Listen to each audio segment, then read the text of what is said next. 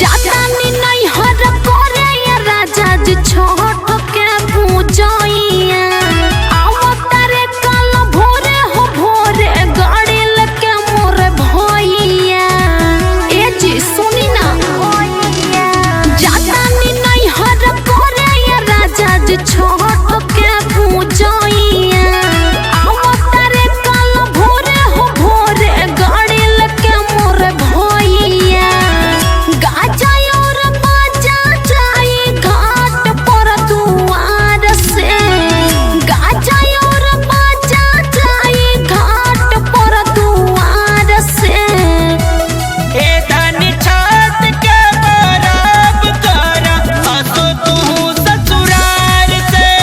ए धनी छत के बराब कर हंसो तू ससुराल से।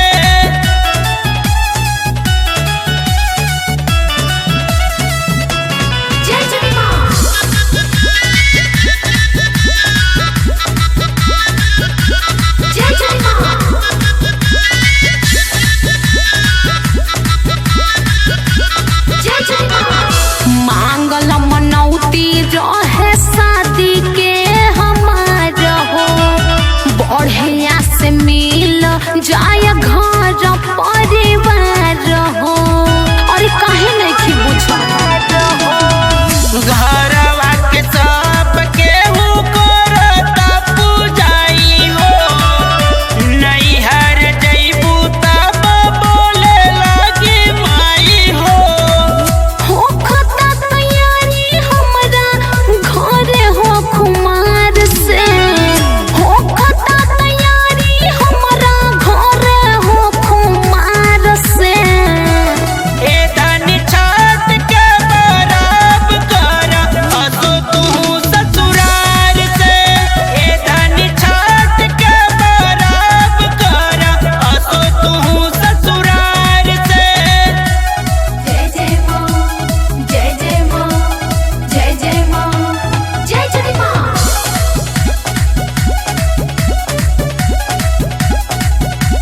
जय जय मां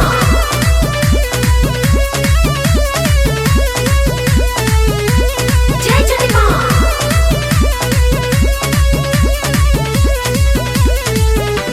जय जय मां फोन के माई बिया हमके बोलावले काहे बानी राजा जी हो मुहवा फूलावले और कैसन नाराजगी बाप के धानी हो बतिया के हमारा तुमाना दीपक अनिल के तू तनी पहचाना।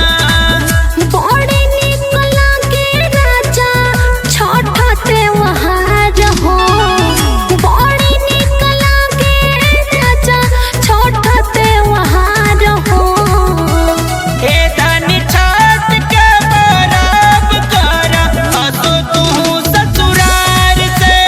ए धनी छत के बराब कर हंसो तू ससुराल से।